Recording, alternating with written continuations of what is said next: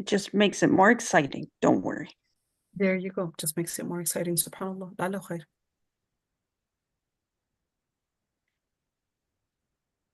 All right, so Bismillah ar-Rahman ar-Rahim and Assalamu alaikum wa rahmatullahi wa barakatuh, everyone. Inshallah, today, of course, inshallah, hopefully, it's going to be our last day for the hadith class. We've got just a couple hadiths to go, and hopefully, we can, inshallah, learn something new. Let's see. عن أبي هريرة رضي الله عنه عن رسول الله صلى الله عليه وسلم قال لا تقوم الساعة لا تقوم الساعة حتى تقاتلوا اليهود حتى يقول الحجر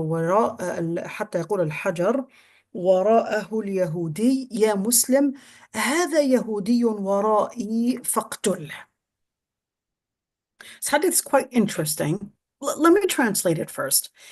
لا تقوم الساعة, the judgment day, and of course the word sa'a is not referring to an hour, literally an hour, but this is actually talking about the judgment day, the day of judgment. This is talking about the end of times, until the Muslims would fight the Jews. I'm just going to use the word Jews because that's what the word is saying. Until the rock would say, "Oh, there is a Jew behind me, O Muslim, there's a Jew behind me, come and kill him." Now, if you were to take it out of context, it kind of definitely sounds like, wait a minute, where are we going here? What's going on? So the context of this is clarified looking at a number of different hadith or different narrations to tell us what really is this talking about. Number one is that the Prophet ﷺ did mention a number of different prophecies or a number of different things that will happen in the future as part of the signs of Judgment Day. And there are a number of different reasons why the Prophet ﷺ was mentioning these events and what's going to happen, etc. Number one is for people to know that the Prophet ﷺ was not mentioning this information out of some kind of a data that he was looking into, and that this data was somehow based on some kind of an expectation, and definitely the political situation was not giving any signs to anything of that sort happening. Because at the time, of course, the Jews at the time were a minority in Medina, and the majority were basically al-Aws and al-Khazraj. The Jews at the time in Medina were considered sort of like the upper class because they were the ones that basically were, let's call them the businessmen. The Arab, on the other hand, were pretty much the laborers. They were the ones to be working for the Jews. And but still, you have the money, you have the power. So definitely they had some power, but you want to keep in mind that the Jews in Medina were still in tribes. So you had Khaybar, you had Qaynuqa, you had Qurayza, you had different Ghatafan, you had different groups of Jews. And the reason why they were in Medina at the time was, for number one, the main reason was because they had a prophecy that there was a coming prophet that was going to be coming from within the Arabian Peninsula. And that's why they were telling the people of Medina that they were going to get a prophet basically coming. That's what their scripture was telling them of that information, and that they were going to unite with this prophet and bring an end to the Arabi presence, or bring an end to basically their presence. And from that, they were bragging about something to happen in the future. But of course, to what they did not expect, that the prophet that had come did not actually come from their tribes, but actually from another completely different tribe, which was from Quraysh. But of course, the people in Medina the people in Medina, al-Aws wal Khazraj in particular, they didn't actually have this information. It wasn't until you had some of the people in Medina go for Hajj.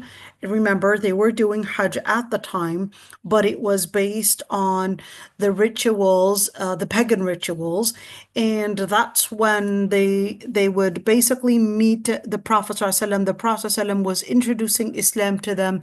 That's when they would recall what the Jews were telling them about a coming prophet, a prophecy that they had in their scriptures and so forth. They embrace Islam, they become Muslim. That's when they would go back to Medina, and who goes with them? It was Mus'ab ibn Umair along with Abdullah ibn Maktoum. Now, Ibn Maktoum and Mus'ab ibn Umair, Mus'ab ibn Umair was, just a teenager at the time, all right? And Mus'ab ibn Umair basically was sent on a mission along with Ibn Maktoum on a mission, which is to do the da'wah in Medina. Now, the Prophet ﷺ, on the other hand, in Medina, in Mecca, was persecuted, was definitely not safe. They were isolated in the outskirts of Mecca. So the situation was definitely not safe at all. You had a number of different Sahaba. We're talking about 70 plus Sahabi. They basically had migrated to Abyssinia, which is Ethiopia today. And that was because they were feeling that they weren't going to be capable of preserving their religion or even preserving their life in Mecca. So they found a safe haven to be in Abyssinia. So that's this part of the story. Now, to fast forward, the different, of course, the Prophet ﷺ, fast forward, the Prophet ﷺ migrates later to Medina. And the Jews in Medina, every single tribe had its own, let's call it politics, and had its own, I guess, connection. So you had Qurayza, you had Qaynuqa, you had Khaybar. Each and every single group, they had their own, let's call it politics. They had their own grouping, they had their own relationship. And every single group was dealt with based on, of course, every single group the Prophet ﷺ dealt with based on the circumstances that judged, of course, their chieftains, what they had wanted. And of course, that basically judged finally after each and every single Jewish group that had committed a certain treason against the Prophet ﷺ. So that brings the end of the Jewish presence in Medina. Every single group had basically, I guess, embraced their own treason, and then eventually they were not in Medina anymore. But All of them? all of them, Every single all of one them. of them? Well, that's a good question.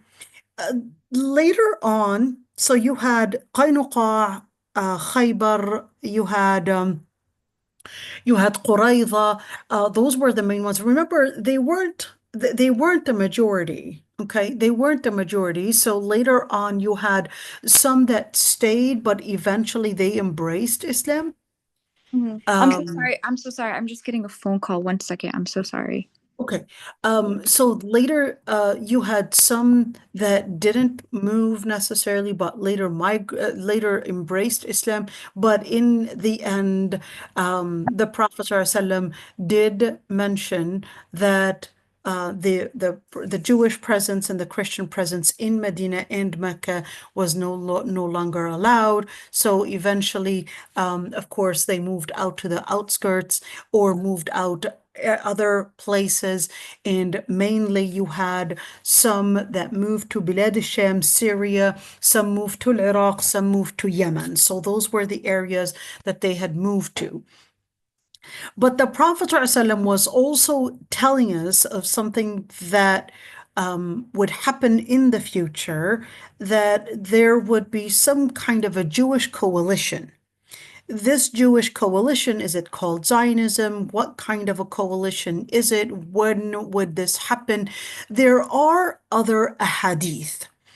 In particular, there is a hadith where the Prophet ﷺ had said, لا تقوم الساعة حتى يقاتل المسلمون اليهود. Another hadith would say that the Muslims would be on the eastern side of the river, the Jews would be on the western side of the river, and that river would basically be the Jordan River.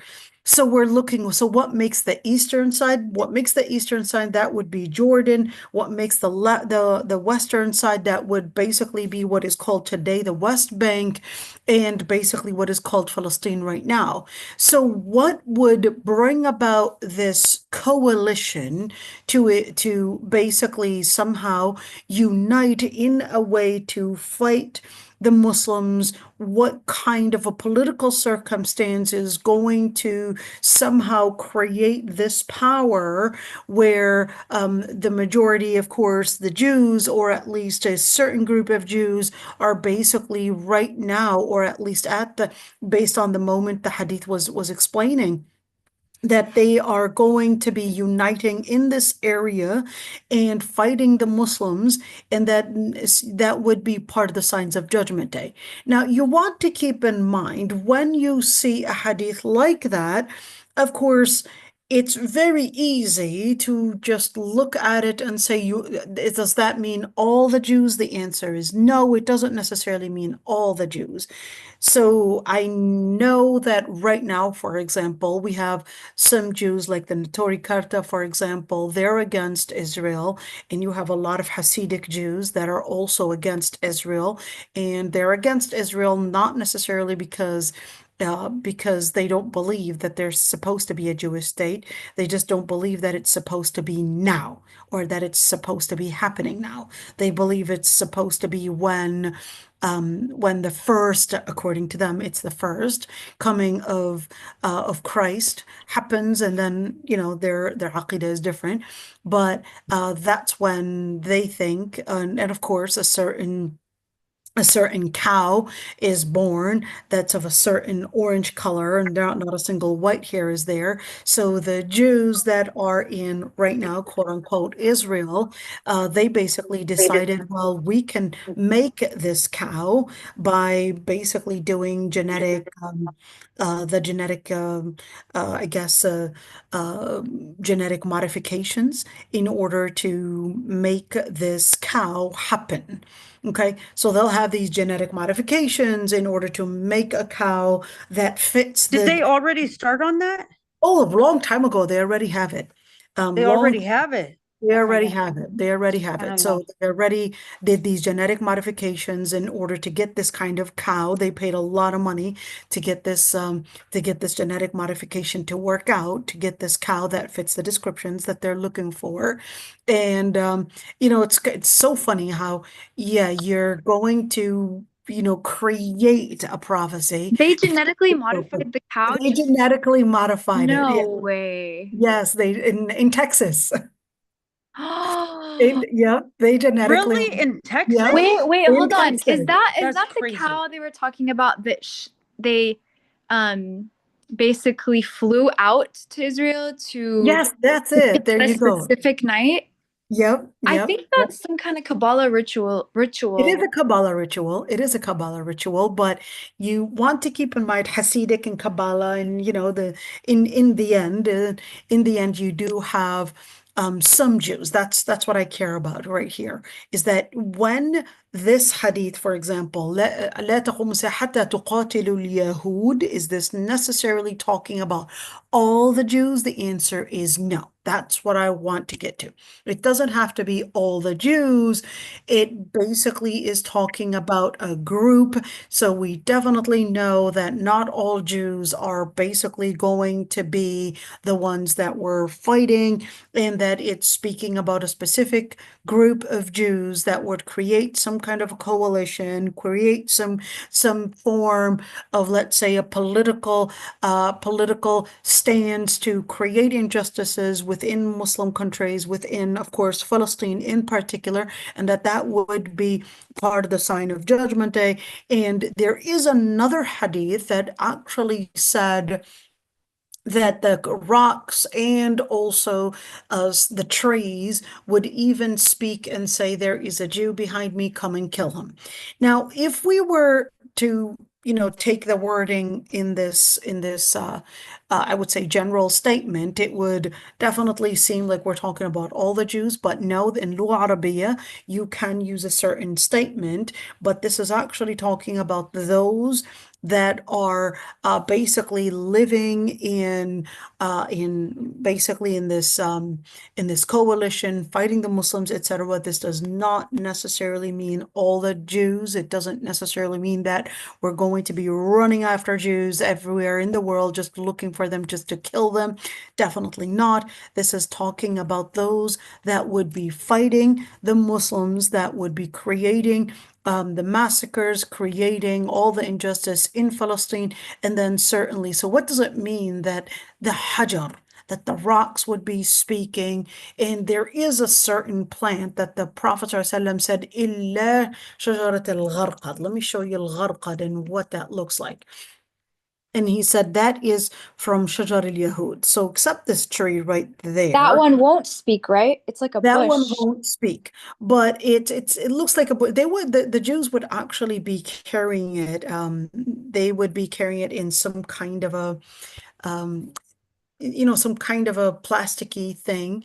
I don't know whether they seek or they see through that tree any kind of probably seeking sanctity in it or anything sanctuary of that sort. I have no idea, but different scholars actually had differences of opinions on interpreting this one. Is this talking about an actual rock speaking, or is this talking about that this is metaphorically interpreted to actually mean, if we're talking about a rock speaking, we're talking about a farmer. If we're talking about a tree speaking, we're talking about perhaps the city itself, and not necessarily the actual tree speaking and not necessarily the actual rock speaking. But this is to say that there's that the whole city would basically get involved in order to eliminate the presence of all this injustice, and specifically the Jewish/Israeli presence, and that the people themselves meaning whether we're speaking about combatants or whether we're speaking about non-combatant civilians in Palestine, would also be speaking in support of those that are going to be in combat, to actually tell them, Ya Muslim, هذا يهودي ورائي تعال فاقتله. That, of course, that the society itself, whether combatants or civilians, and this is what we would get out of al-hajar and we would get out of al-shajar, that the tree speaking, the rock speaking, that even those that are not combatants would also create this bond with those that are in combat, meaning the mujahideen, in order to help them face the injustice that the Yahud had created, or they had done basically in Palestine. So this is part of the signs of Judgment Day. I know there's so many questions. So if there are any questions in regards to this hadith, I'd be happy to answer it, inshallah. I have a question. Oh, sorry, go ahead. Go ahead, dear. So I just have a question.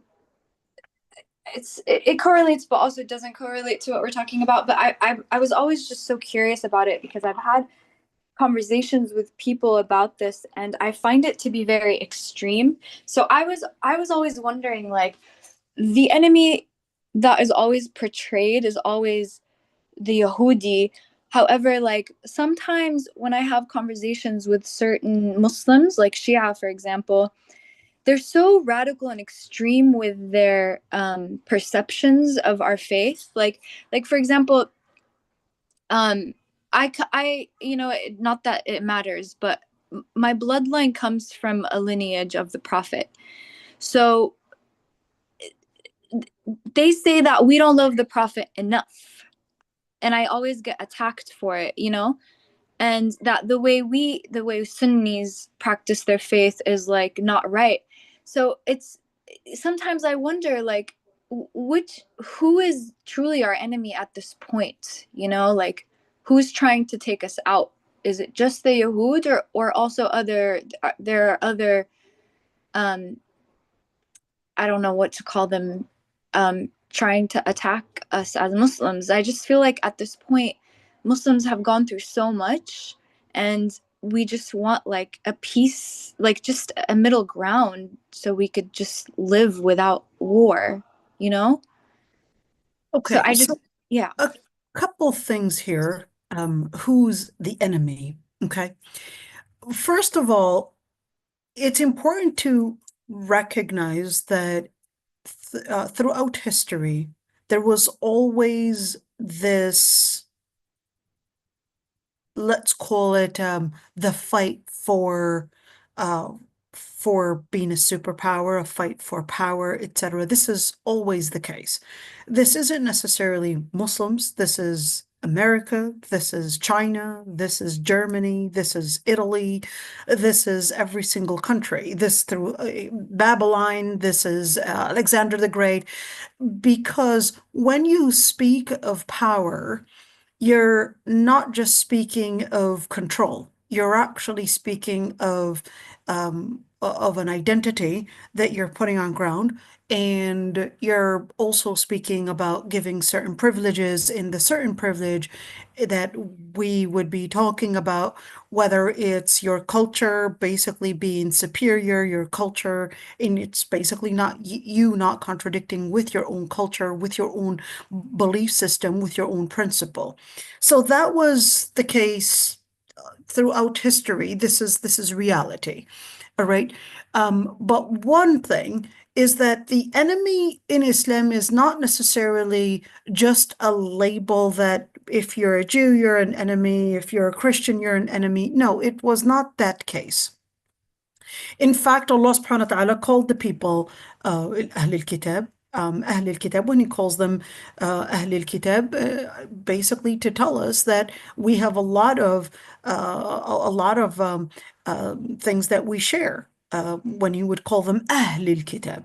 Okay, so there is somewhat of a relationship. In fact, there are also family bonds and family ties between us and Ahl al-Kitab. When Allah subhanahu wa ta'ala had permitted that men would marry Jewish and Christian men, that would actually mean that there's a family bond that is also created between us and the people of Ahl al-Kitab. But that's not the same bond that we would share with Hindus, with Buddhists, etc. In fact, that was completely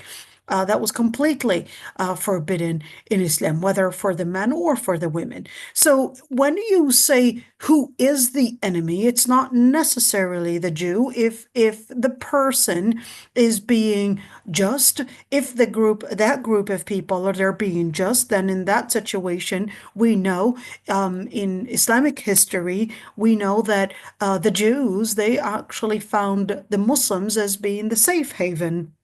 When the Nazis in Germany, basically, and when they were persecuting them, who did they flee to? Well, they basically fled to the Muslim countries. They went, okay, it was Theodor Herzl that basically had the different ideas and different, I guess, different options. Should we go to Argentina? Should we go to Uganda? Should we go to Palestine? And then finally, basically agreed with Lord Balfour to get some kind of a, I guess, coalition with the West in order to basically go to Palestine and have them be the ones to enhance their presence in Palestine for, of course, colonizing and empirical reasons.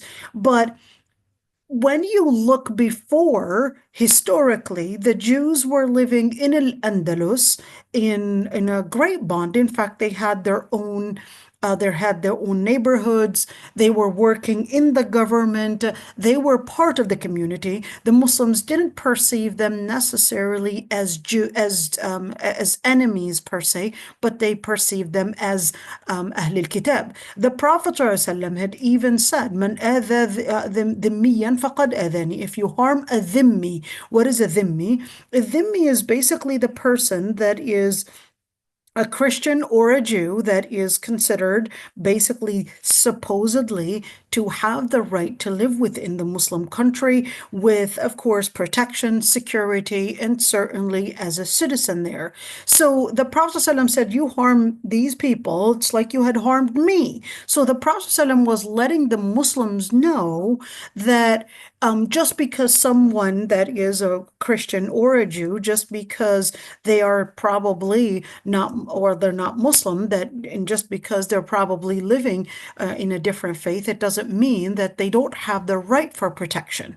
So the Prophet ﷺ was laying that clearly, that it's not necessarily because they are of a different faith that makes them an enemy just because they're a different faith.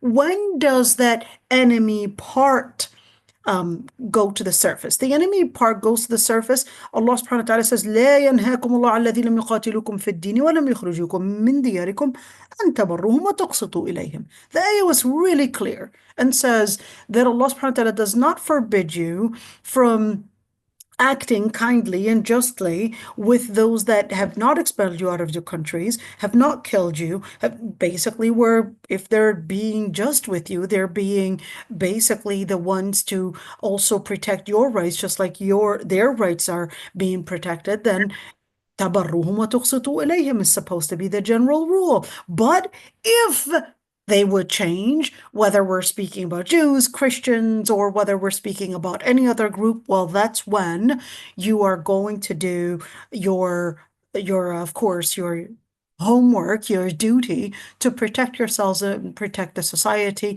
from, of course, that harm. So whether the group was called the Mongol, whether they were called Buddhist, or whether they were called Jewish, whether they were called Chinese, whether they were called Japanese, whatever the group is, it doesn't matter. It's not an issue of what the group is called. It's an issue of if there's an injustice, as a Muslim, you are supposed to protect yourself, protect the society from any injustice, and don't just sit there waiting for some kind of a protection coming to you from the outside. You have to protect yourselves, and you have to do whatever it takes to protect your society and to protect the Muslims. And the ayat are always telling us and making it clear that as Muslims, because Islam is basically standing on certain grounds, on certain principles in regards to justice, in regards to giving the Muslim autonomy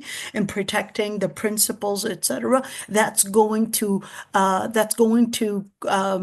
collide and definitely going to oppose a lot of the different interests of those that, whether they want to do capitalist interest, feminist interest, liberal interest, LGBT interest, the list goes on and on. That's definitely going to collide with a lot of their interests, and that's why they will see Islam as basically the enemy, because Islam is an enemy to shaitan. And if the person or the other group is right now basically uniting with shaitan, they're definitely going to see the Muslims as their shaitan. So there you go. So that makes it's not necessarily one particular group to say, okay, the Jews are the enemies and that's final. No, the Jews were living within the Muslim community. Not until you had certain groups commit treason, did they commit treason or commit crimes, that they actually become the area of target. You know, it's really interesting to also mention that during the Spanish Inquisition, when the Spaniards were basically attacking the Jews and attacking the Muslims were the main target, but so were the Jews, because of course it was a Catholic move. So the Jews, they found no place to run to but to Libya, Tunisia, Algeria, Morocco. That's why you have the Jews that are living in those areas. They're basically They were basically coming also from al-Iberiyin, basically from al-Andalus at the time. So if you had Jews that were living amongst the Muslims until the time of today, in Tunisia, in Yemen, in Syria, in Iraq, in Libya, in Egypt, in Uzbekistan, we have Yahud in Uzbekistan as well, where in a place that is predominantly Muslim. That actually means that they were finding, let's say, peace. They were finding that area that is around the Muslim community, that it was safer than living anywhere else. When we're talking about the Holocaust, it's quite strange. I don't understand why many Muslims are the first ones to deny the Holocaust when we're not the ones that have actually committed the Holocaust. It was really Europe. It was Germany. It was the Nazis. So, and unfortunately, or ironically, the ones to pay the price for whether the Holocaust happened, is it exaggerated, whatever it is, that's not my issue here, because we're not the ones that committed it. So why are we the ones required to safe haven or to even make a home within Palestine in order to compensate the Yahud for a Holocaust that was committed by Europe? You know? Why are we the ones to compensate? Why not give them Frankfurt? Why not give them a city there? They were basically they were persecuted there. So why are we in Palestine paying the price for something that was committed there? And subhanAllah, I mean, in the end, it's really important to understand that understanding history and reading through the lens of history helps us understand our Islam and helps us understand how we also read the text. So I hope I explained that one. Okay. عن ابن عمر رضي الله عنه أن رسول الله صلى الله عليه وسلم قال إن الغادر ينصب له لواء يوم القيامة فيقال هذه غدرة فلان ابن فلان. Who's الغادر? الغادر is that commits a treacherous act, betrays someone, and on Judgment Day, ينصب له لواء يوم القيامة. They would have a specific banner, something that would ostracize them from everyone else, and they would be known that this is because you had betrayed X or Y or Z. Okay, let's see this one. عن عبد الله بن مسعود. Who's Abdullah ibn Mas'ud? Abdullah ibn Mas'ud was basically this Sahabi. I think Abdullah ibn Mas'ud, a very interesting personality, really.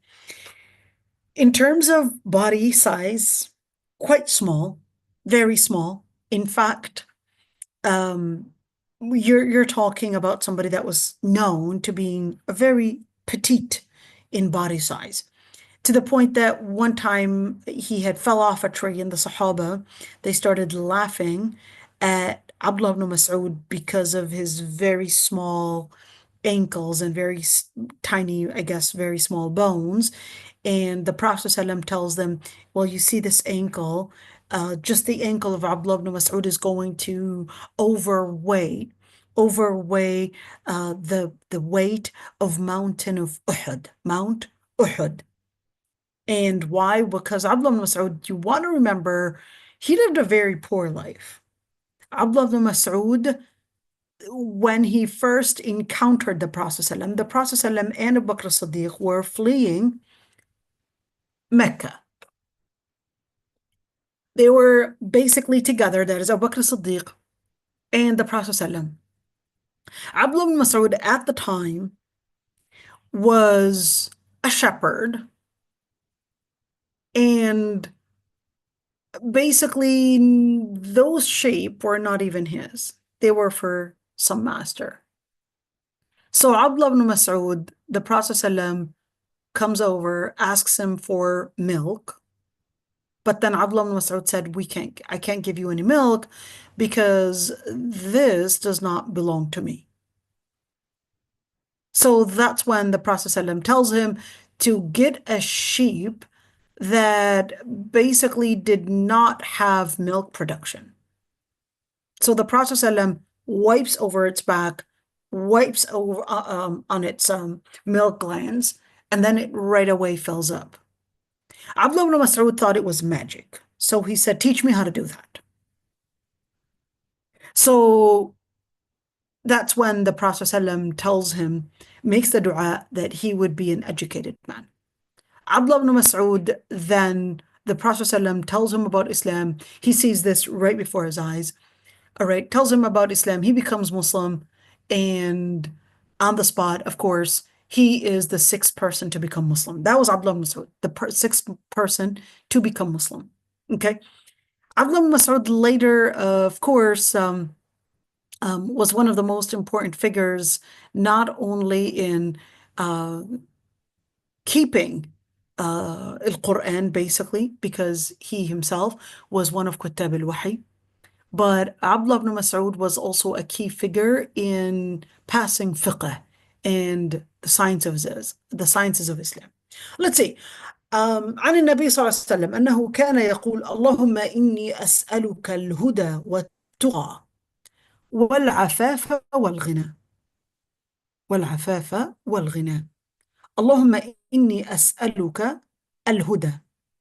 Ya Allah, I ask you. When you say Allahumma, what is that? This is ism fi'l, and basically making the dua. Oh Allah. Inni as'aluka. I ask you. What is as'aluka? I ask you. In other words, I'm invoking you for something. What is it? Al-huda. What is al-huda? Al-huda is basically guidance. What makes guidance? It's basically, remember, when we're speaking about Islam, let's put that down. So we're talking about aqidah. Let's write it down, right? Let's see. So we're speaking about aqidah. What is aqidah? Al-aqidah is basically right there. Al-aqidah is basically related to you understanding your vision, clarifying your vision in regards to one, about life, about God, about the purpose of life, basically, and certainly about anything that relates to, let's call it the dynamic of what puts these pieces together. Angels, Judgment Day, death, what happens after death, jinn, all the different unseen things, all those different stations, that Judgment Day, etc. What happens then? What preceded life? What comes after life? Who is God? Why did he create us? That's all aqidah. And when you say al-huda, this is regarding one, al-aqidah, two, there's a sharia. What is a sharia? Sharia is involving basically the different principles, the legislation that you're living in.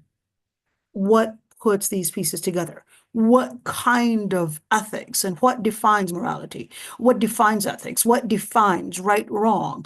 What defines the purpose? What defines your life? All of that, that's basically Sharia.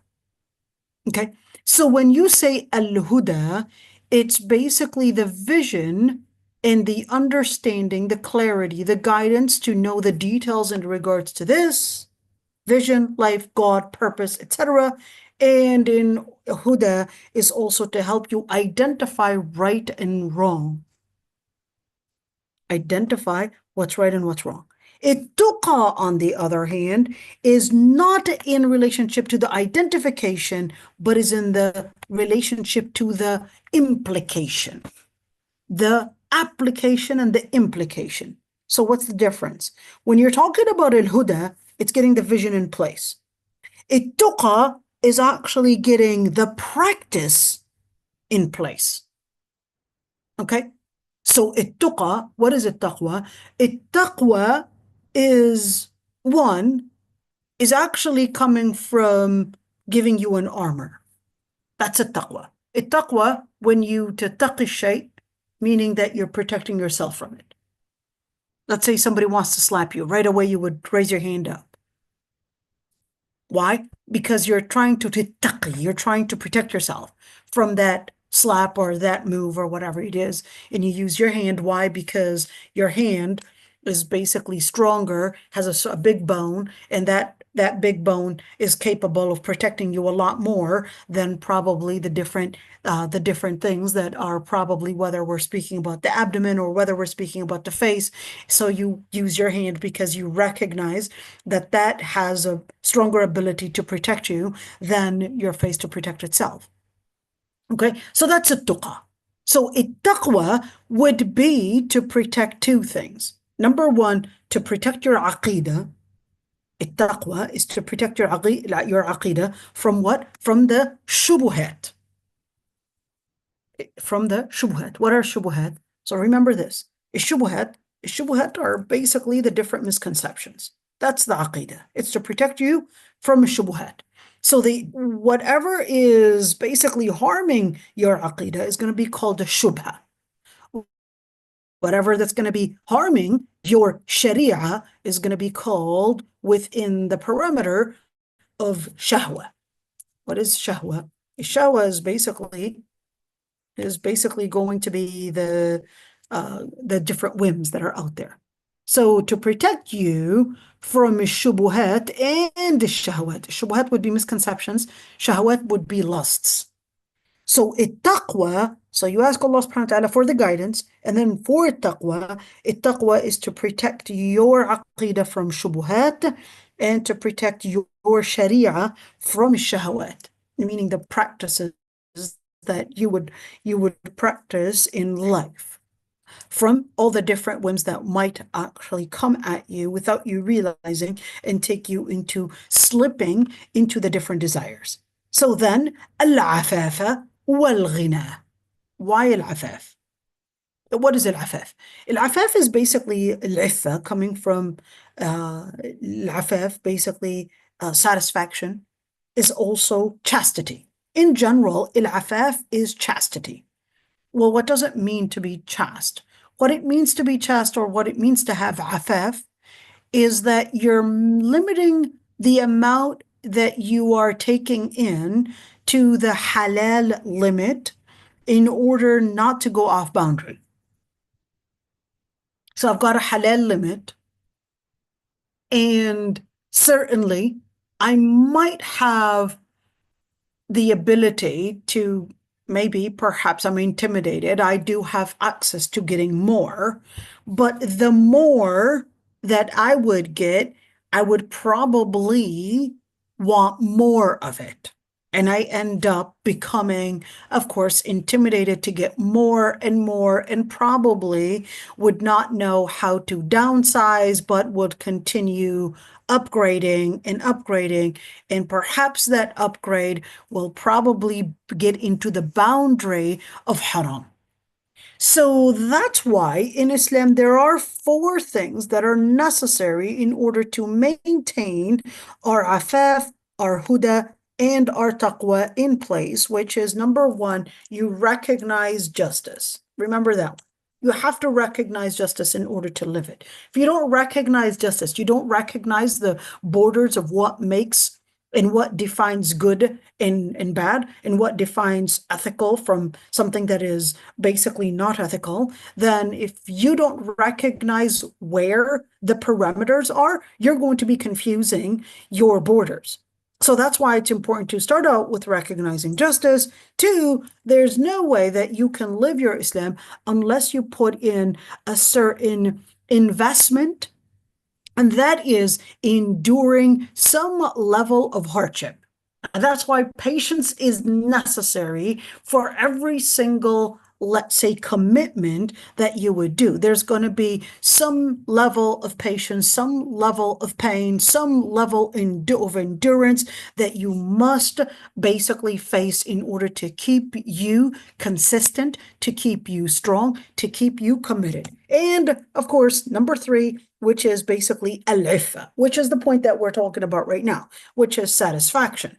Now, that satisfaction, in order to have that satisfaction, you basically would have to give up on a lot of the different things that could be intimidating, even though it might be probably within the parameter of halal, but you are letting go of certain halal items, not because they are haram, but because you're trying to minimize the amount of dunya that you're taking in. Why should I minimize the amount of dunya if it's halal?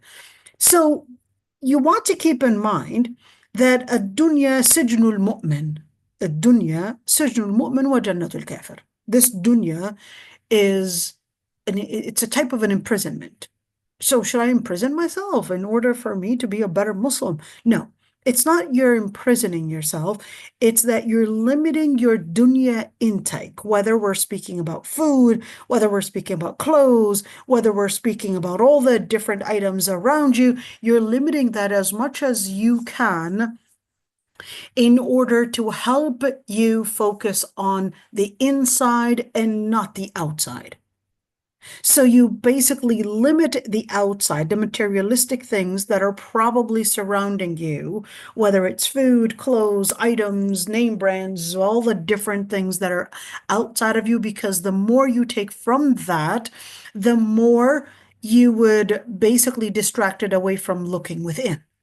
So Islam wants you to redirect your vision to seeing within, that is your spirituality, that is your heart, that is your morality, that is your principle, that is the purpose that preceded your existence, which is Jannah and Nar. That's the purpose you were created for. You're going to be held accountable.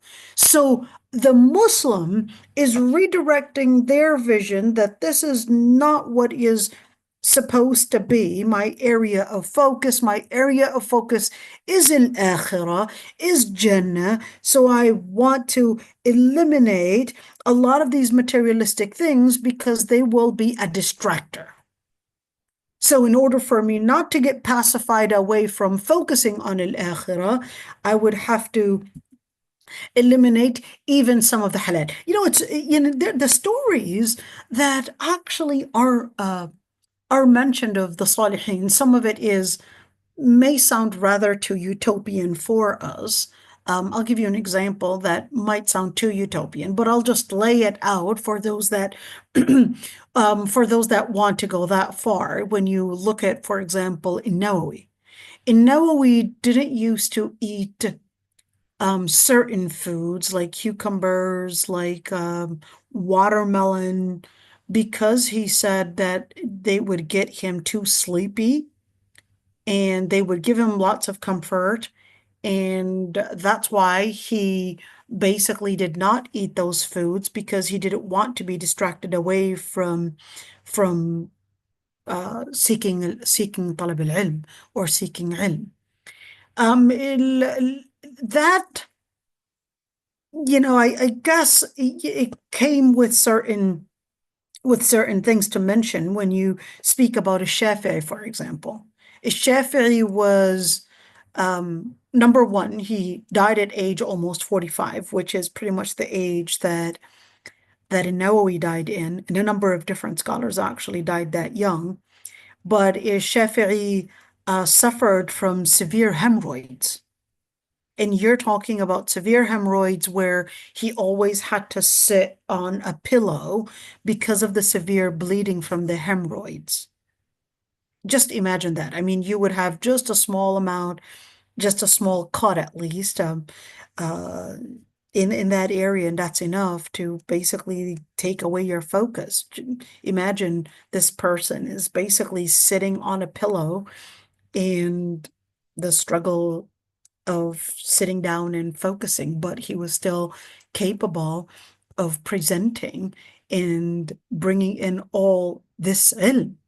Okay, so of course, certainly, I don't know their understanding, of course, of what treats hemorrhoids. I don't know whether they knew that it was basically the wrong food, the wrong diet.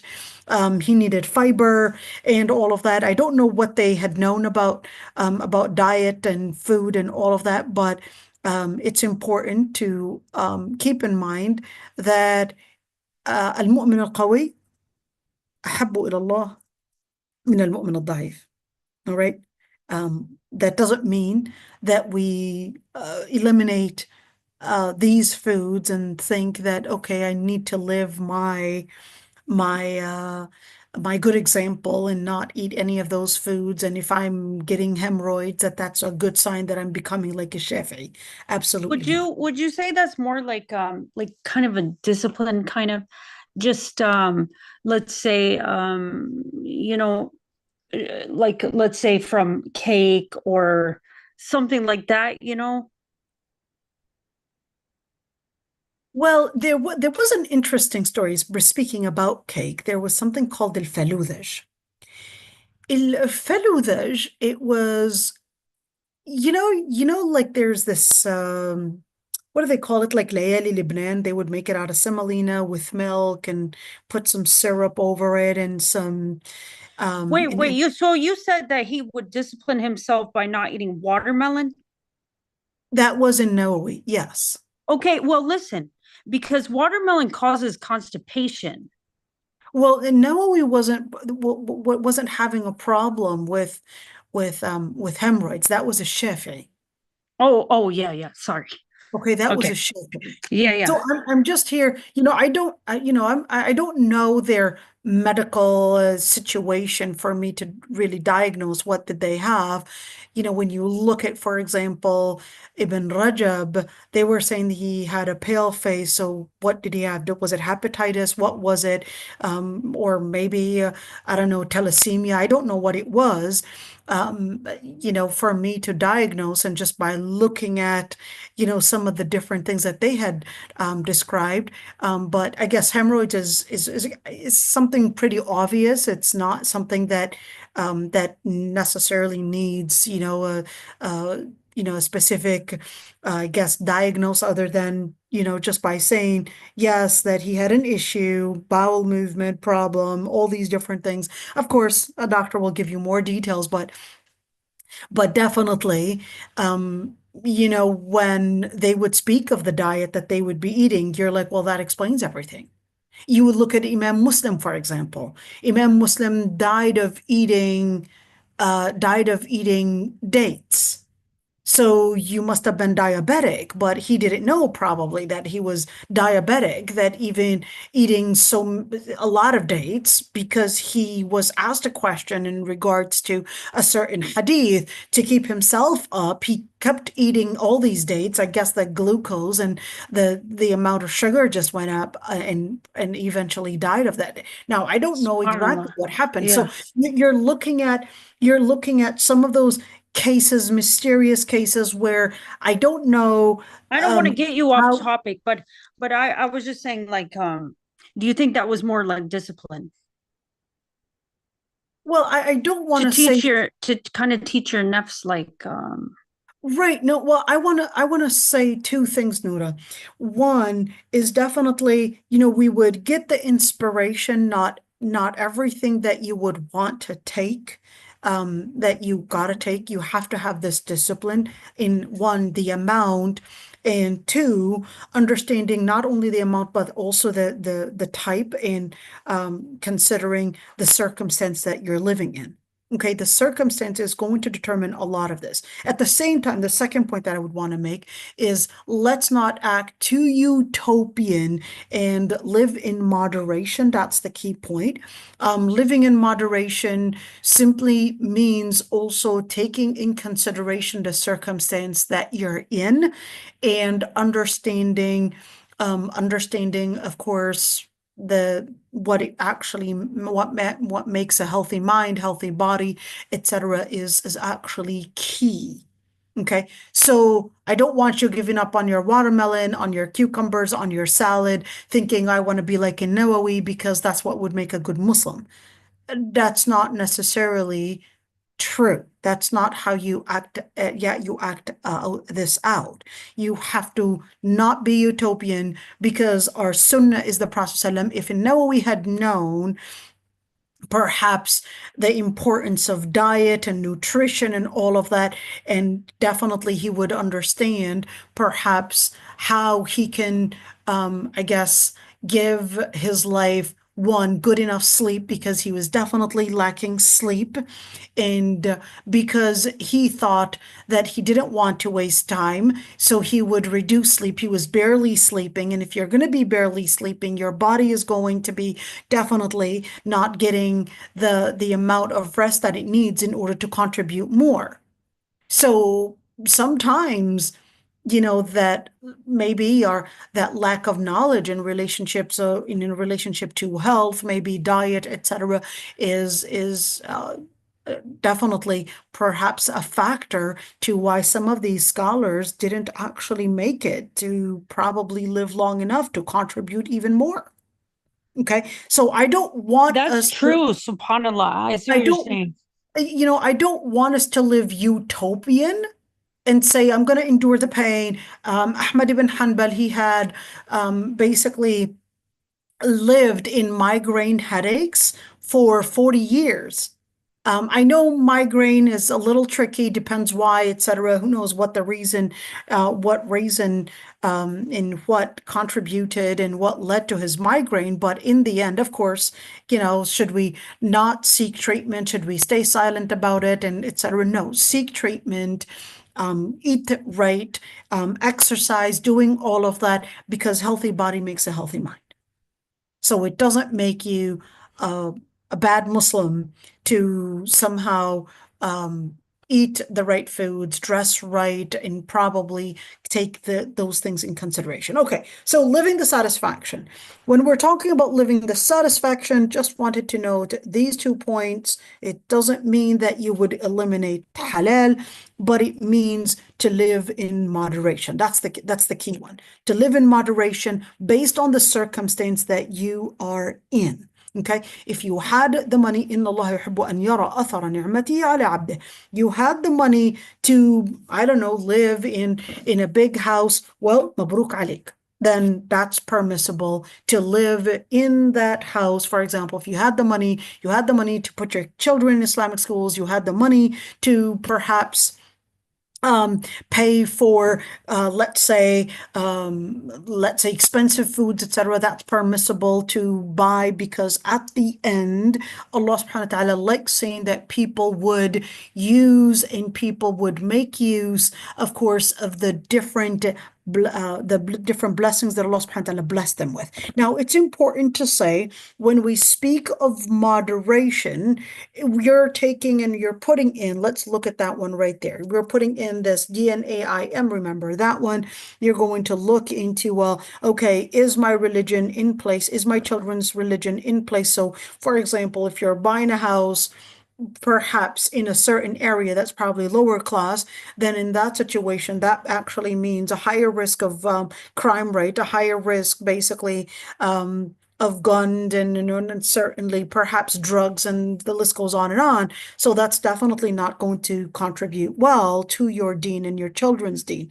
So probably living in an area, you're probably paying more and more upper class, but it's basically to protect your children's deen. Well, that's basically the first priority. Your deen is your first priority. Your nafs, your health is basically your health. Your children's health is basically your second priority. So perhaps if you want to pay more for organic foods, you had the money to pay for organic foods, well, good for you. I don't know the complete science behind organic foods, but that's a different thing that specialists in nutrition can tell me. But that's one thing. Is it necessarily considered as tabdhir or wandering money if I wanted to buy perhaps maybe, let's say, organic lettuce, which could cost me maybe $7, but if I were to buy the non-organic lettuce, it's probably going to cost me maybe, I don't know, $1.79 or something, maybe at a different place. Does that mean the more I pay, the more extravagant, the more of a fitna, the more of maybe perhaps tabdhir? The answer is no. If you are going to look at spacing out and managing money, you're going to look at, are you having enough money to contribute for your deen? Yes, I do. Well, good for you. Alhamdulillah. What about I just manafs? wanted, sorry, I just wanted to say, if some, like, because I've heard before some people say, oh yeah, I make good money, would that be, because if somebody wanted to buy a car and get a loan just to show that they have money, isn't that kind of That's different, Noura. That's different okay, good, good. because a loan, okay, because a loan is riba. Unless you're taking a loan from your brother, that's a different story. If he's not going to basically charge you for that riba, then that would be permissible. That I want to buy a car, maybe $28,000 or $30,000, for example, okay, and you had the money to buy that car, but you couldn't pay it up front because it was going to, I guess, raise questions in regards to if you were to probably pay it in full and probably raise questions at the IRS, and you decided to take a loan from your brother, for example, and or probably use, I don't know, his credit, but you're buying the car and you're paying your brother, you're not going to pay any riba. That's a different story, okay? But if the person is capable of affording that's permissible. But if the person is spending more than what they're earning, that's a big problem. Number two, Yeah, if because that wouldn't make sense. If you're going to get a absolutely, you're loan, going then to you be in can't deficit. afford it, right? Then you Yeah, can't afford it. Then you're going to be in deficit. Then you're going to be in deficit. But if we're speaking about, well, yeah, I can afford it. I've got the money, but I didn't necessarily want to pay it upfront, pay the whole thing, because that was going to raise some questions, and they definitely don't want you to pay everything in full. So they want you to do it in installments. That's a completely different story. But like I said, let's go over these ones. So if you've got what preserves your deen and your children's deen, and you then go into the number 2 priority, which is your nafs. N stands for nafs. Okay, you've got the money to preserve your nafs, your health, etc. Well, if you believe in organic foods and you've got the money for it, that's all right. And mental health, you're looking at, well, is this basically, let's say, if you have the ability to afford perhaps a 5-bedroom, 6-bedroom, etc., each and every single child be in their own separate bedroom, well, good for you. But let's say you can't afford that, and you wanted basically something where every two would share a room, perhaps every 2 siblings, and that's what you can afford, and that's their mental health, their area. Or perhaps it doesn't have to be sharing rooms. It's basically also looking at the area. Is this area good for them, for your children, for yourself mentally? What are we looking at? Of course, the smaller the space, the more agitated and the more friction between the siblings and the children and the people. So looking and considering space, for example, and what would contribute for the family's mental health, etc., is also important. And certainly the chastity, and of course to keep them secure, to keep them basically chaste, let's say it this way, is also important. So definitely, if it's probably a teenage girl, I wouldn't want her to be probably living in the same room with a teenage boy, basically to help her get the privacy that she needs, probably reduce from the garments that she's wearing, etc., just to give her the space to not feel that she has to stay all covered up all the time. So giving her the space is different. Now, the final one, which is basically money, keeping that money management, differentiating between the needs and the wants, basically, that's putting in that satisfaction in place that we talked about earlier. And finally, what makes the second part of it is al-ghina. Let's look at al-ghina. Al-ghina, remember these points that we were talking about: justice, patience, satisfaction. Al-ghina would bring about courage. There's no way that you can live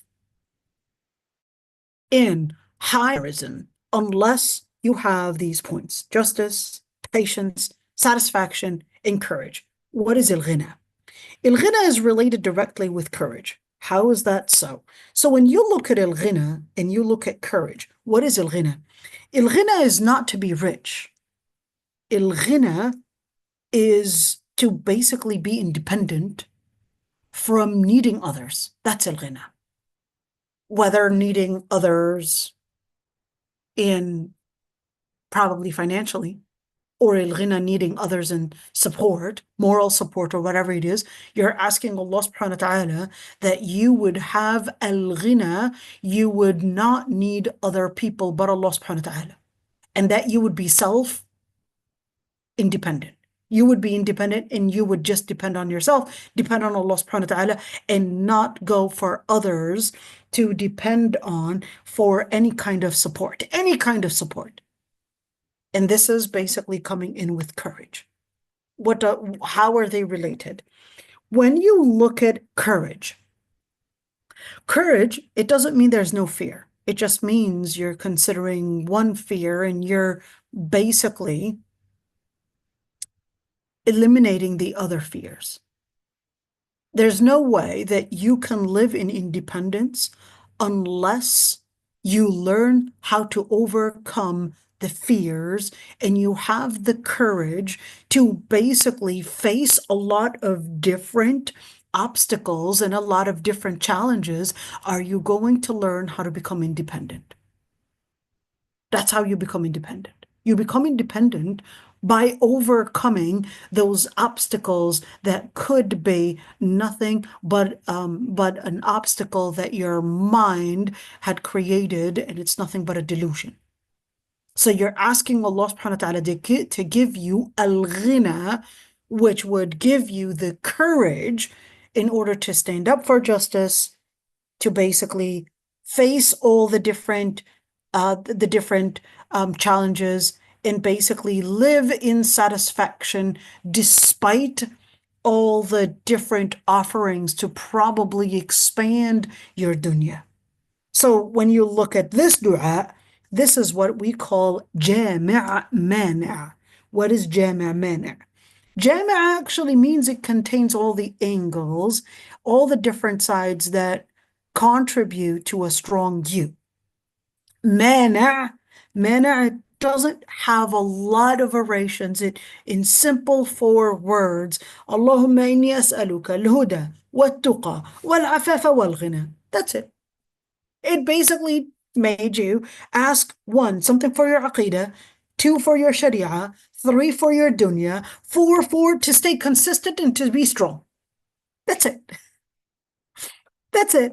It's like, give me a good mind, give me a good practice, let me be a person that does not get intimidated to get off track, let me be consistent, and let me be strong and be capable of being consistent, steadfast, and be basically committed to all of this. Yes, salam.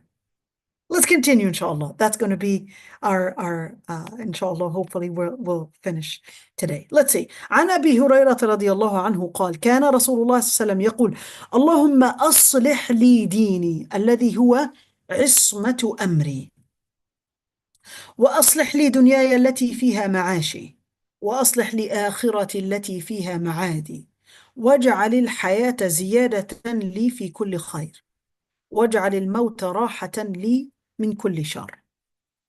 O Allah, perfect my religion, that is the core of my matters, and perfect my life, that in it I am surviving or I am living in.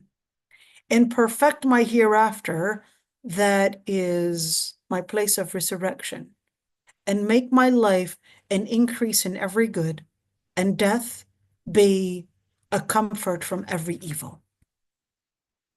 Let's see. So what did it go to? It basically went into the DNAIM. Let's put that DNAIM rule. The DNAIM. So what does that? The D stands for deen, N stands for nafs, A stands for aql, I stands for ird, M stands for mal. D stands for deen, to mean your religion. N stands for nafs, which means your life and your health. A stands for aql, which means your mental health. I stands for ird, which means your chastity and family. Mal stands for wealth, which means property. Mal means wealth and property. So when you're looking at these points, the Prophet ﷺ is basically teaching us to make the dua, اللهم أصلح لي ديني الذي هو عصمة أمري. The core of the most important matter in your life is basically your deen. So he started out with your deen and letting us know and making the dua, أصلح لي ديني الذي هو عصمة أمري. What is a deen? A deen is involving whether we're talking about your vision / aqidah, or whether we're talking about sharia, the different practices. Okay? وأصلح لي دنياي التي فيها معاشي. Ya Allah, perfect my deen. Perfect my deen, which would be aqidah and sharia. وأصلح لي دنياي التي فيها معاشي. And let my dunya, what is the dunya? Whether we're speaking about عقل, نفس, عقل, عرض, مال. نفس, عقل, عرض, مال. That would be my dunya. My body, my mental health, my chastity and family, and my money. Let that all be in a perfect circumstance, in a perfect situation. Okay? Combined all of those. وَأَصْلِحْ لِي آخِرَتِي الَّتِي فِيهَا مَعَادِي. And Ya Allah, make my akhirah, my hereafter, be in a perfect circumstance, because that would be the return that I should return to. Returning meaning I should be returning to Allah subhanahu wa ta'ala, resurrection. وَاجْعَلِ الْحَيَاةَ زِيَادَةً لِي فِي كُلِّ خَيْرٍ. And let this life, yes, don't ask for less. No, let this life be an increase, and every increase in every good. If it's increase in money, let me increase in money. Increase in health, let me increase in health. Increase in children, increase in children. Increase perhaps in the different bounties, let it be an increase in bounties. But perhaps sometimes the decrease is actually better for you.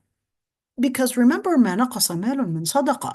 Remember, you would give a donation, but the Prophet ﷺ is telling you the donation does not decrease. It might have decreased in number, but you actually increased in value. You increased in value of what you are on the inside. You increased in value in your akhlaq. Assalamu That's alaikum. what increased in value. Wa alaikum salam. وَاجْعَلِ الْمَوْتَ رَاحَةً لِي مِنْ كُلِّ شَرٍ. And be something that would be a comfort for me from every shar, from every evil. What does that mean? Can death be something that is painful? Can it be also something that is raha, a comfort? Yes, death can be a comfort, min kulli shar, from every evil. So, in other words, you're making the dua for your death, for your life, and for your dunya, for your akhirah. Let's see. عن أنس رضي الله عنه كان أكثر دعاء النبي صلى الله عليه وسلم اللهم ربنا آتنا في الدنيا حسنة وفي الآخرة حسنة وقنا عذاب النار. That's the last dua. اللهم ربنا. And in fact, this hadith is Sayyida Aisha, when she asked the Prophet ﷺ, she said, what should I say during tawaf? You know, I don't know how to make long dua, so what should I say during tawaf? And he said, say, رَبَّنَا آتِنَا فِي الدُّنْيَا حَسَنَةً. Oh Lord, look at the word رَبَّنَا. رَبَّنَا means Lord. آتِنَا means grant us in this dunya hasana. What is hasana? Hasana is not necessarily a good deed. No, anything that is good. Ya Allah, grant us the good things in this life. And in the hereafter, grant us the good deeds and the good things in the hereafter as well. And keep the torments of hellfire away from us. Allahumma ameen. Allahumma ameen. We'll end right here. And this actually brings our hadith class, inshallah, to an end. Alhamdulillah, we finished our hadith. We've been doing this for quite a while. Allahu Akbar. Allahu Akbar. Alhamdulillah. Alhamdulillah. اللهم آتنا في الدنيا حسنة وفي آمين. الآخرة حسنة وقنا عذاب آمين. النار. اللهم آمين. أصلح لنا ديننا الذي هو عصمة أمورنا، وأصلح لنا دنيانا التي فيها معاشنا، وأصلح لنا آخرتنا التي فيها معادنا، واجعل الحياة زيادة لنا في كل خير، واجعل الموت راحة لنا من كل شر. سبحانك آمين. اللهم وبحمدك نستغفرك ونتوب إليك نشهد أن لا إله إلا أنت. Any questions? Is tafsir tomorrow? So tomorrow we're officially Oh yeah, moving. tomorrow. tomorrow. Okay. Right. So tomorrow we're officially moving. So I might not be able to make it tomorrow, but hopefully, inshallah, Oh we'll yeah, make it. because tomorrow is, oh, tomorrow's Friday. Okay. Your Friday, but my Saturday. Yeah, I forgot. Yeah. So I could not be making it for 2 days, but inshallah, after that I'll be in the new house, inshallah, and we'll be able to do it, inshallah. إن شاء الله منزلا مباركا. Ameen ya Rabbi. I And mean, I wish you Ameen. were all there. We'll take photos, inshallah. Inshallah. We could help you by moving. Habibat Albi, alhamdulillah, I don't have a lot of things. Remember, I'm living I like know. right زاد now. الراكب. Are we still recording? Yeah, we're still recording, Noura. Oh, Hold okay. on. Yeah, I'll stop the recording. Hold on. Let ايش me. تضح واستريح معلش. هذه هي.